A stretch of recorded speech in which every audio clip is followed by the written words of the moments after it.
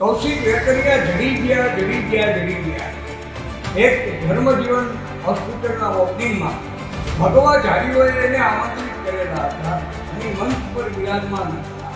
આચાર્ય દેવવ્રતજી, પાનસેરિયા સાહેબ, માંડવિયા સાહેબ, રૂપાલા સાહેબ, જનક ચડાવ્યા ત્યારે એક ભગવા ઝારી કૌશિક વેકરિયાને હાર પહેરાવતા હતા ત્યારે જનકભાઈ ચડાવ્યા તાળીઓ વગાડતા. ધન્ય છે તમારી જનેતાની. તમારા પરિવારમાં કોઈ મા બેન દીકરીઓ છે, હવે શરમ કરો, શરમ આવવી જોઈએ. એક દીકરીને તમે કઈ કક્ષાએ પહોંચાડી છે, તમે એને એકવાર મળો જનકભાઈ.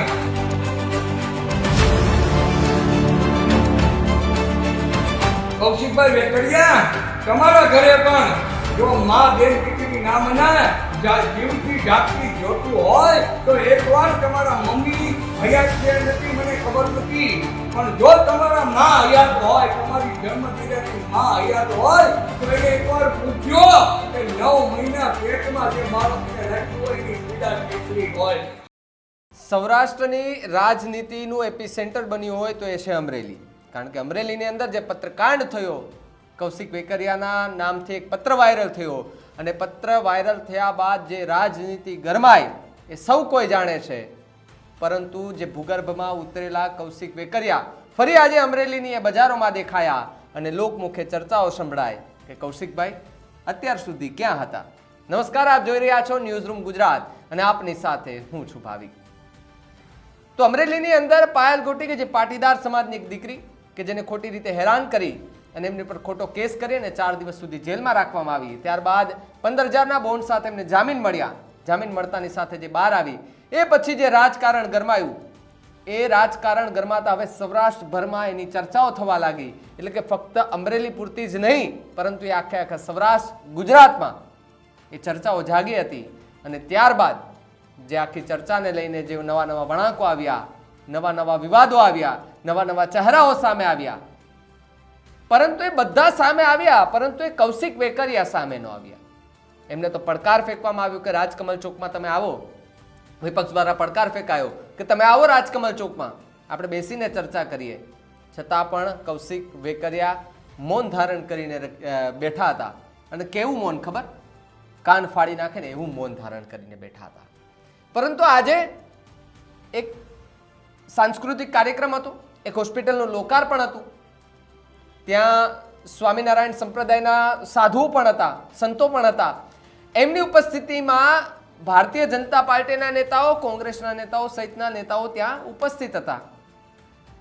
અને અચાનક એ ચહેરો દેખાયો કે કૌશિક વેકરિયા પણ ત્યાં ઉપસ્થિત છે.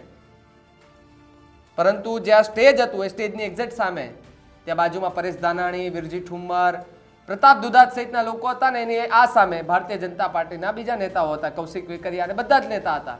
મહામહિમ રાજ્યપાલ પણ ત્યાં જ હતા. પરંતુ ત્યાં એવું લાગતું હતું કે આજે કદાચ આ વિવાદને લઈને કૌશિકભાઈ બોલશે, પણ ત્યાં પણ એમને કોઈ નિવેદન નથી આપ્યું અને ત્યાં એ હાજર હતા. પરંતુ આ વાતને ટાંકી અને અરવિંદ રણપરિયા કે જેઓ એક સામાજિક આગેવાન છે, તેમણે સવાલો ઉઠાવ્યા કે ભગવાધારી લોકોએ એમને ત્યાં બોલાવ્યા અને જ્યારે એમનું સન્માન થતું હતું ત્યારે જે તાલીઓ પાડતા હતા એ લોકોને શરમ આવી જોઈએ. કારણ કે એમના ઘરમાં પણ મા બેન દીકરી હશે. અરવિંદ રાણપરિયા આની પહેલા પણ એકવાર હમણાં જ બે દિવસ પહેલા કે જ્યારે એક બંગડી મનોરથ કાર્યક્રમ એમણે આયોજન કર્યું હતું કૌશિક વેકરિયાના ગામમાં, એ ત્યાં જતા હતા અને અધવચ્ચેથી જ પોલીસે એમની અટકાયત કરી લીધી હતી. ત્યારબાદ અમે એમની સાથે ચર્ચાઓ કરી ત્યારે કહ્યું કે પોલીસની તાનાશાહી છે, સત્તા પક્ષની તાનાશાહી છે, અમને કાર્યક્રમો નથી કરવા દેતા. ફરી એકવાર આજે એમણે કટાક્ષ કરતો વિડીયો મોકલ્યો છે, સામે આવ્યો છે, માફ કરજો, એ વિડીયો સામે આવ્યો છે કે જેની અંદર એ કહી રહ્યા છે કે ભગવાધારી લોકોએ આવાને બોલાવે છે શું કામ? શું કહ્યું અરવિંદ રાણપરિયાએ? પહેલા એમને સાંભળી લઈએ. નમસ્કાર અમરેલીની જનતાને અને ગુજરાત રાજ્યની જનતાને.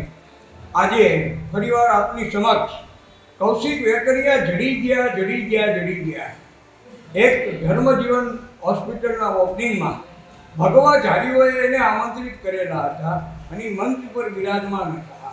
આચાર્ય દેવવ્રતજી, પાનસેરિયા સાહેબ, માંડવિયા સાહેબ, રૂપાલા સાહેબ, જનક ચડાવ્યા જ્યારે એક ભગવા ઝારી કૌશિક વેકરિયાને હાર પહેરાવતા હતા ત્યારે જનકભાઈ ચડાવ્યા તાળીઓ વગાડતા હતા. ધન્ય છે તમારી જનેતાને. તમારા પરિવારમાં કોઈ મા બેન દીકરીઓ છે? હવે શરમ કરો, શરમ આવવી જોઈએ. એક દીકરીને તમે કઈ કક્ષાએ પહોંચાડી છે, તમે એને એકવાર મળો જનકભાઈ. લાઠી બાબરા અને જામનગરની જનતા પણ તમારી માથે થૂ થૂ કરશે.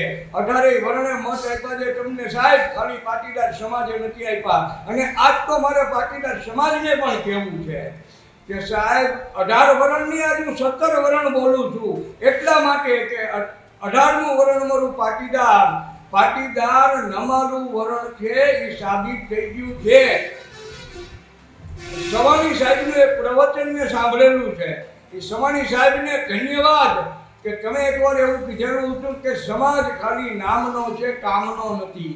જ્યારે ભીડ પડશે ત્યારે બાજુવાની ઊભો રહે. ધન્યવાદ તમારી જનેતાને, તમારા માવતરને લાખ નમન કરું છું, એના ચરણોમાં વંદન કે આપ જેવા વીર પુરુષોની વાણી આજે સફળ થઈ છે અને હું સફળ થતા જોઈ રહ્યો છું. એનું મને ગર્વ છે. 17 વર્ણની મા બેન દીકરીઓ ભાઈઓ ને મારું આવેદન છે 25/1/2025 રોજ જે બંધનું એલાન છે એમાં આપ સાથ અને સહકાર આપશો. અને કૌશિકભાઈ વેકરિયા, તમારા ઘરે પણ જો મા બેન દીકરી ના મનાય, જીવતી જાગતી જોતું હોય તો એકવાર તમારા મમ્મી હયાત છે નથી મને ખબર નથી, પણ જો તમારા મા હયાત હોય, તમારી જન્મદિરાની મા હયાત હોય તો એને એકવાર પૂછજો કે 9 મહિના પેટમાં જે બાળકને રાખ્યું હોય એની પીડા કેટલી હોય. સાહેબ, આ કુંવારી દીકરીને તમે જે દુઃખ આપ્યું છે, તમારા કહેવાથી, તમારા ઈશારે જે કામ થયા છે એ શરમજનક છે. અને ડીઆઈજી વિકાસ સાહેબ, હજી આપને પણ મારી પ્રાર્થના છે કે 3 કોન્સ્ટેબલોને સસ્પેન્ડ કર્યા છે. તો દીકરીના મેડિકલ ચેકઅપ માટે મેં વિડીયોમાં જોયું છે, 2 પોલીસ લેડીઝ ઓફિસર છે અને એકને હું વ્યક્તિગત ઓળખું છું, ડીવાયએસપી ગોહિલ સાહેબ છે. મારા ખ્યાલ પ્રમાણે આને પણ સસ્પેન્ડ કરવા જોઈએ. નહીતર ઓલા 3ને ફરી પાછા નોકરી પર લઈ લો એવી મારી આપને પ્રાર્થના છે. અને કૌશિકભાઈ વેકરિયાનો નાર્કો ટેસ્ટ થવો જોઈએ. નહીતર આગામી 23 તારીખે પણ નવા કાર્યક્રમો આપીશું. જે દીકરીના ન્યાય માટે અમે જંપીને બેસશું નહીં. આ મારું એ દીકરીને વચન છે. જ્યાં સુધી દીકરી તને ન્યાય નહીં મળે ત્યાં સુધી હું તારી આવે છું. આજ દિવસ સુધી તને મળ્યો નથી, પણ 25/1/2025 રોજ જે બંધનું કાર્યક્રમ છે એ તારા હિત માટે છે, તારી માટે છે, તને ન્યાય મળે એના માટે છે. અને 23 તારીખે હું નવું એલાન કરીશ, ત્યારે ફરી પાછા મળીશું. જય હિન્દ, જય ગરવી ગુજરાત, વંદે માતરમ, ભારત માતા કી જય, જય ભગવાધારી. તો જે રીતે સૌરાષ્ટ્રના એપિસેન્ટર એટલે વિવાદનું એપિસેન્ટર એ અમરેલી બની ગયું છે, અને અમરેલીની અંદર આજે પાયલ ગોટી અને કૌશિક વેકરિયાની જે વાતો થઈ રહી છે, જો કે પાયલ ગોટીને હજુ પણ ન્યાય નથી મળ્યો, પરંતુ એને ન્યાય અપાવવા માટે તેને વિપક્ષ મેદાને છે ને વિપક્ષ અત્યારે એક એવા અધિકારી ઉપર નિર્ભર બેઠા છે, વિશ્વાસ રાખીને બેઠા છે કે જે આવતીકાલે સોમવારે સવારે એ ત્યાં ધામા નાખવાના છે અમરેલીની અંદર, અને એ છે નિર્લિપ્ત રાય, કે જેની ઉપર સંપૂર્ણ વિશ્વાસ સાથે એક કોંગ્રેસના નેતા, આમ આદમી પાર્ટીના નેતા, એ વિપક્ષ બધા જ લોકોને, અમરેલીની જનતા પણ, અમરેલીની જનતા તો આમ પણ સાક્ષી છે કે નિર્લિપ્ત રાય જેવા અધિકારીઓ અમરેલીની અંદર હોય ને તો 2 નંબરનો ધંધો કરવા વાળા ફફડાટ વ્યાપી ચૂકે છે સાહેબ. અને એ જ અધિકારી ફરી એકવાર અમરેલીની અંદર આ મુદ્દાને લઈને તપાસ કરવા માટે આવી રહ્યા છે, ત્યારે કાલે કઈ દિશામાં તપાસ આગળ વધે તે હવે જોવાનું રહ્યું. આ મુદ્દે તમારું શું માનવું છે અમને કમેન્ટ કરીને ખાસ જણાવજો. તો આવા જ વધુ સમાચાર માટે આપ જોતા રહો ન્યૂઝ રૂમ ગુજરાત. નમસ્કાર.